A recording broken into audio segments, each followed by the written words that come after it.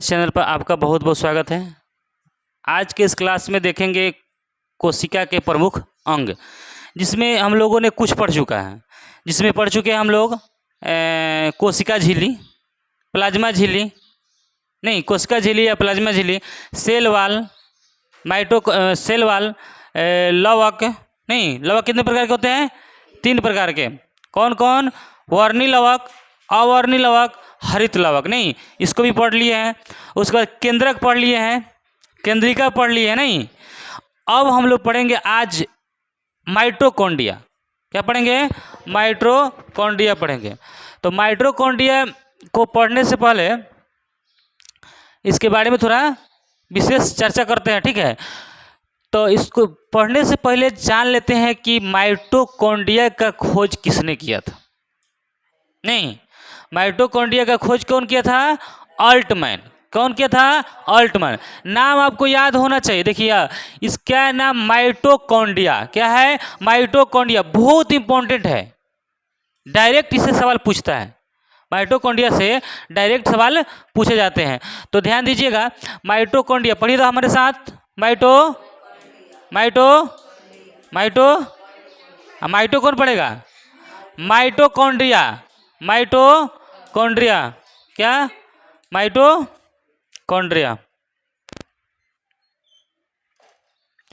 चलिए, तो यहाँ पे माइटोकॉन्ड्रिया का जो खोज किया था वह अल्टमैन ने किया था। कौन किया था? अल्टमैन। याद रखिए इसका नाम, अल्टमैन। चलिए इसके बारे में जानते हैं। जो जंतु कोशिका और पादप कोशिका दोनों में होता है। नहीं, कोशिका कितने प्रकार के होते हैं? जंतु कोशिका, सीधा बैठो, ऐसे घूमो इधर, समझाने का समय से कम इधर घूम जाओ। जंतु कोशिका और पादप कोशिका। कोशिका कितने प्रकार के? 2 प्रकार के, जंतु कोशिका और पादप कोशिका। तो जंतु कोशिका और पादप कोशिका दोनों में पाया जाता है। माइटोकॉन्ड्रिया बताए ना, माइटोकॉन्ड्रिया कहाँ होता है? इस तरह होता है, मतलब इसमें जो बताए थे गोल जो होता है ना, ये क्या है? माइटोकॉन्ड्रिया। माइटोकॉन्ड्रिया उसमें होता है, यानी माइटोकॉन्ड्रिया जंतु कोशिका और पादप कोशिका दोनों में पाया जाता है। तो यहाँ देखेंगे, यह जो होता है जीव द्रव्य कोशिका द्वारा, जीव द्रव्य या कोशिका द्रव्य में, या गलती हो गया है, कोशिका द्रव्य में उपस्थित रहता है। ठीक है, यहाँ पे जीव द्रव्य या कोशिका द्रव्य में उपस्थित रहता है। यह जो होता है ना, मतलब हम लोग को जीव द्रव्य कहाँ होता है? कोशिका के अंदर जो खाली स्थान जो बताए थे ना, खाली स्थान जो द्रव के रूप में भरा रहता है, तो द्रव के रूप में क्या रहता है? वसा, कार्बोहाइड्रेट, प्रोटीन रहता है ना, उसी में माइटोकॉन्ड्रिया होता है। समझ में आया? तो माइटोकॉन्ड्रिया जीव द्रव्य या कोशिका द्रव्य, यानी जीव द्रव्य को ही कोशिका द्रव्य कहा जाता है। जीव द्रव्य को ही कोशिका द्रव्य कहते हैं। अंग्रेजी में उसका नाम क्या है? जीव द्रव्य को साइटोप्लाज्मा, साइटोप्लाज्मा या प्रोटोप्लाज्मा, साइटोप्लाज्मा या प्रोटोप्लाज्मा। जीव द्रव्य, जीव द्रव्य का दूसरा नाम क्या है? कोशिका द्रव। जीव द्रव्य का दूसरा नाम है, ये जीव द्रव्य है ना, ये जीव द्रव्य का दूसरा नाम क्या है? कोशिका द्रव। तो ये जो माइटोकॉन्ड्रिया होता है, जो हम बताए थे, ये जीव द्रव्य, जो इसमें जो खाली स्थान जो है, खाली स्थान वही ना जीव द्रव्य है। तो देखिए, तो जीव द्रव्य को ही हम कोशिका द्रव्य कहते हैं। चिवटी हो गया थोड़ा ना, इधर आ जाइए, इधर आ जाओ। जीव द्रव्य को ही क्या कहते हैं? सुनिए ध्यान से, जीव द्रव्य को ही कोशिका द्रव्य कहते हैं, और मेरा जो माइटोकॉन्ड्रिया है उसी में उपस्थित होता है। माइटोकॉन्ड्रिया उसी में उपस्थित होता है। ध्यान दीजिए आगे, इसका काम है, इसे कोशिका श्वसन सक्रिय स्थल कहा जाता है। मतलब कोशिका का जो सांस लेने का जो सक्रिय स्थल है वह किसको कहा जाता है? माइटोकॉन्ड्रिया का। इसे कोशिका श्वसन या सक्रिय स्थल कहा जाता है। किसको? माइटोकॉन्ड्रिया के। यानी श्वास लेने का स्थान कौन है? माइटोकॉन्ड्रिया। जहाँ पर इसी माइटोकॉन्ड्रिया में ऑक्सीजन द्वारा ग्लूकोज को जलाया जाता है, माने ऑक्सीजन के द्वारा ग्लूकोज को जलाया जाता है, ऑक्सीजन द्वारा ग्लूकोज को जलाया जाता है। जहाँ पे ऑक्सीजन के द्वारा ग्लूकोज को जलाया जाता है, शरीर को ऊर्जा प्राप्ति होती है। जब ऑक्सीजन से ग्लूकोज को जलाया जाता है तो ग्लूकोज का सूत्र क्या होता है? ग्लूकोज का सूत्र क्या होता है बताइए? ग्लूकोज का सूत्र होता है C6H12O6 होता है। तो ऑक्सीजन के द्वारा इस ग्लूकोज को क्या कहता है? जलाया जाता है।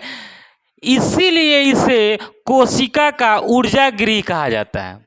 कोशिका का ऊर्जा गृह मतलब जैसे इसको अंग्रेजी में बोलते हैं power house of cell. Power house of cell यानी पावर हाउस, हम लोगों का जो बिजली आता है कहाँ से आता है? पावर हाउस से आता है।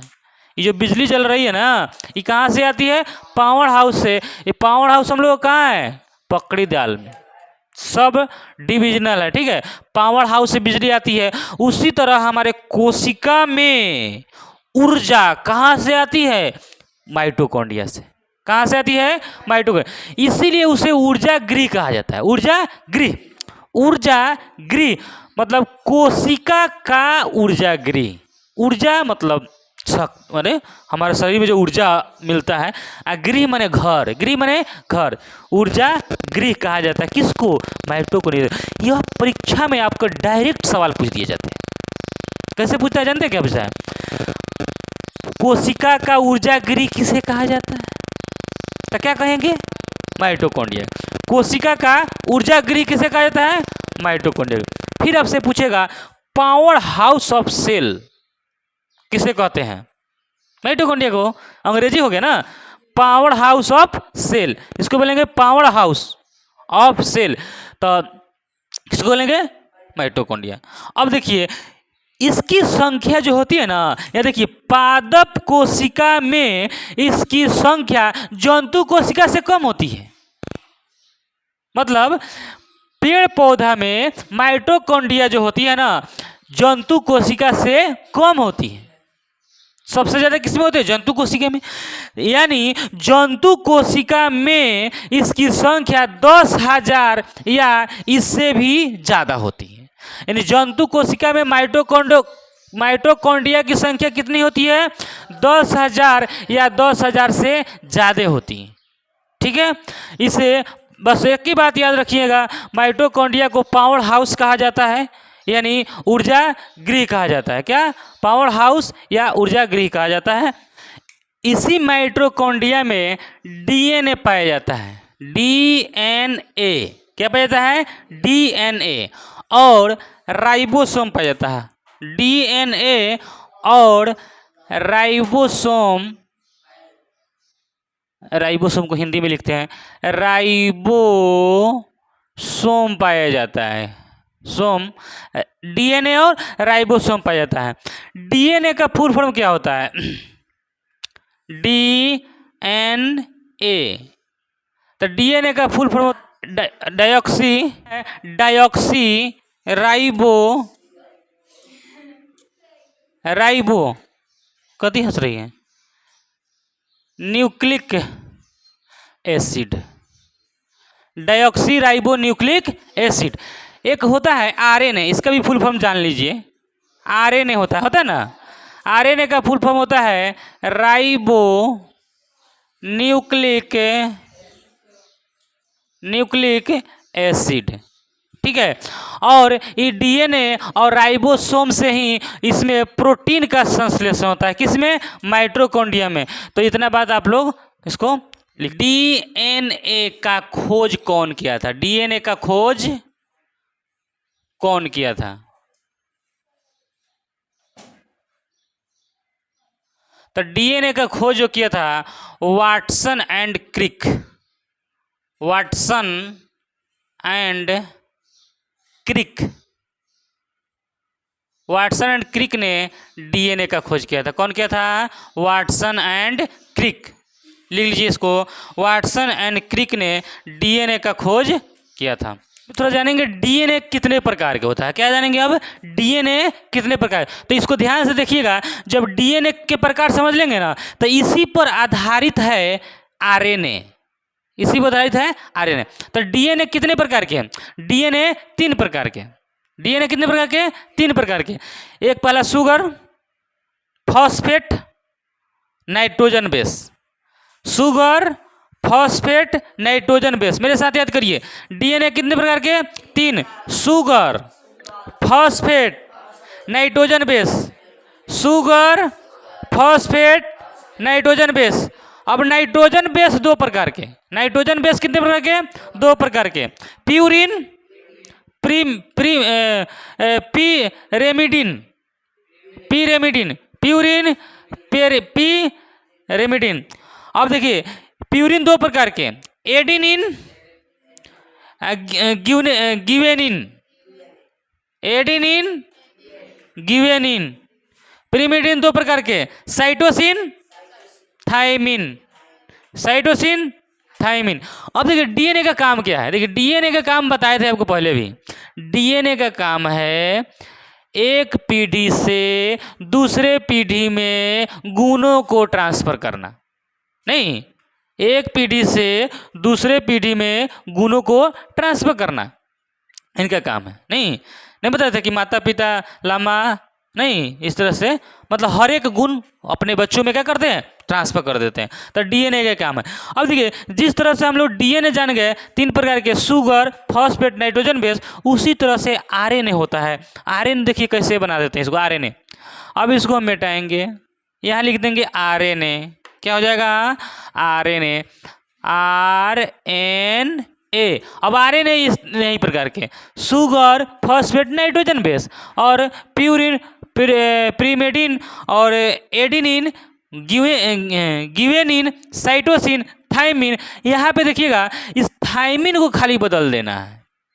थायमिन को बदल देना है, इसके जगह पर लिखा देना है यूरासिल, यूरासिल, ठीक है। सब वही है, खाली ये को बदल गया। ठीक है, आरएनए का ही प्रकार हो गया, sugar, phosphate, nitrogen base, purine, pyrimidine, इस तरह से यूरासिल। एक को सिर्फ बदल गया है, माइटोकॉन्ड्रिया की तरह ही है, इसलिए आप लोग इसको भी उतार लीजिए। ठीक है, यहाँ पे राइबोसोम, नहीं तो राइबोसोम का हम लोग फुल फॉर्म देख चुके थे।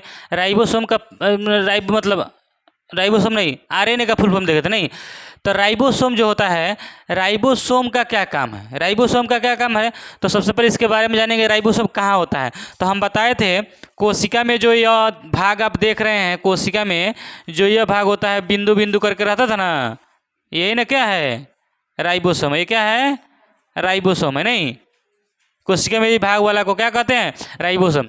यह जीव द्रव्य में दानेदार, देखिए जीव द्रव्य में दानेदार संरचना के रूप में उपस्थित होता है। दाना के रूप में है कि नहीं?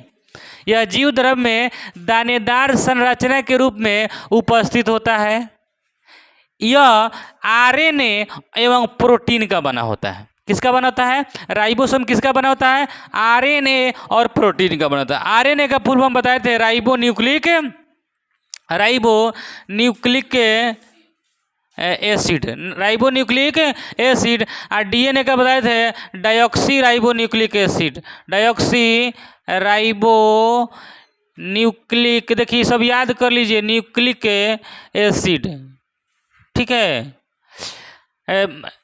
आरएनए का फुल फॉर्म हो गया आरएनए, और ये हो गया डीएनए, राइबोन्यूक्लिक एसिड और डायऑक्सी राइबोन्यूक्लिक एसिड। ठीक है, लेकिन इसमें राइबोसोम में क्या पाया जाता है? आरएनए पाया जाता है। यह प्रोटीन का, आरएनए और प्रोटीन का बना होता है।